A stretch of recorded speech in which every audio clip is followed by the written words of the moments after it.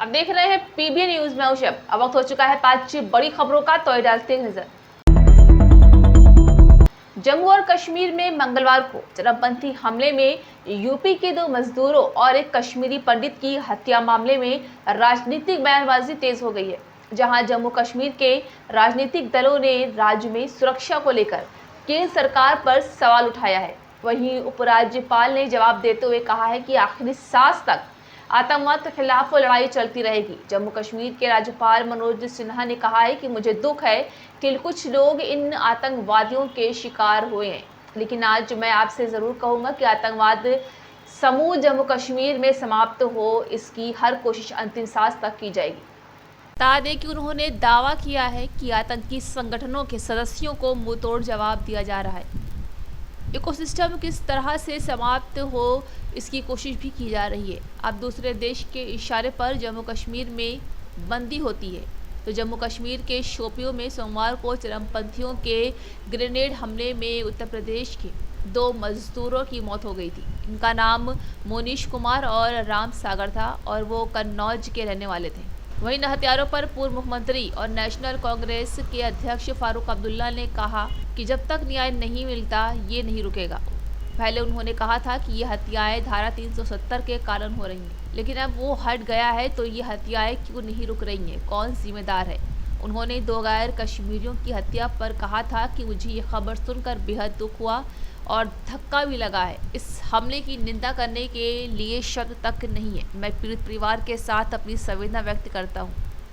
वहीं पूर्व मुख्यमंत्री और नेशनल कांग्रेस के अध्यक्ष उमर अब्दुल्ला ने ट्वीट करके इन हत्याओं की निंदा की है। उन्होंने कहा है कि कश्मीर में अल्पसंख्यकों के खिलाफ एक और अस्वीकार्य हमला, मोनीश कुमार और राम सागर के परिवारों के प्रति मेरी संवेदनाएं हैं। इस बात को लेकर इन हत्याओं पर जम्मू कश्मीर के राज्यपाल मनोज सिन्हा ने कहा है कि मुझे इस बात का संतोष है कि पिछले 2-2.5 वर्षों में किसी भी एक बेगुनाह आदमी की जान पुलिस और सुरक्षा बलों की गोली से नहीं गई है। अगर कहीं संदेह पैदा हुआ तो उस पर जो सख्त से सख्त कार्रवाई हो सकती है वो करने की कोशिश की जाएगी। अगर मैं आंकड़े बताऊंगा तो लोगों के होश उड़ जाएंगे। अगर ये प्रतिशत की बात करूं तो 2016 से 2019 और 2019 से 2022 के बीच लगभग आंकड़े आधे हो गए हैं, लेकिन लोगों की अपेक्षा हमसे दूसरी है। लोगों की अपेक्षा है कि वो घटना भी नहीं होनी चाहिए। कांग्रेस पार्टी को आज नया अध्यक्ष मिलेगा। पार्टी अध्यक्ष पद के लिए 24 साल बाद हुए चुनाव के वोटों की गिनती सुबह 10 बजे से शुरू हो गई है। चुनाव के लिए देश भर की सभी कांग्रेस कमेटियों में बैलेट बॉक्स भेजे गए हैं। इन्हें नई दिल्ली के 24 अकबर रोड पर कांग्रेस मुख्यालय लाया गया है। यहीं सारे वोट गिने जा रहे हैं और शाम 4 बजे तक नतीजे आने के आसार भी। कांग्रेस अध्यक्ष पद के लिए मल्लिकार्जुन खड़गे और शशि थरूर आमने सामने हैं। काउंटिंग के दौरान थरूर समर्थन सलमान सोज ने उत्तर प्रदेश, पंजाब और तेलंगाना में वोटिंग से पहले, पोलिंग के दौरान और मतदान के बाद गड़बड़ियों का आरोप लगाया है। सोज ने कहा है कि हमने इस बारे में पार्टी के चुनाव प्रभारी मधुसूदन मिस्त्री को बता दिया है। इधर कांग्रेस नेता प्रमोद तिवारी ने कहा है कि खड़गे 90% से ज्यादा वोट से जीत रहे।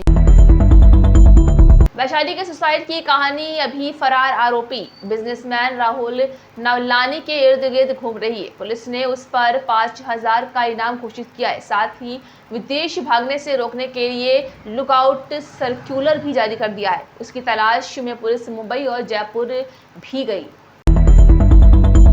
लश्कर-ए-तैयबा में आतंकवादी शाहिद महमूद को गहलोत टेररिस्ट की लिस्ट में शामिल करने पर चीन ने फिर अड़ंगा लगाया है। संयुक्त राष्ट्र सुरक्षा परिषद में भारत और अमेरिका इसके लिए प्रस्ताव लाए थे। ये चौथी बार हुआ है कि जब चीन ने पाकिस्तानी आतंकियों का सपोर्ट किया है। इससे पहले भी चीन ने जैश-ए-मोहम्मद के कमांडर अब्दुल रऊफ आतंकी अब्दुल रहमान मक्की और जैश-ए-मोहम्मद के प्रमुख मौलाना मसूद अजहर को गहलोत टेररिस्ट घोषित करने के प्रस्ताव का विरोध किया था।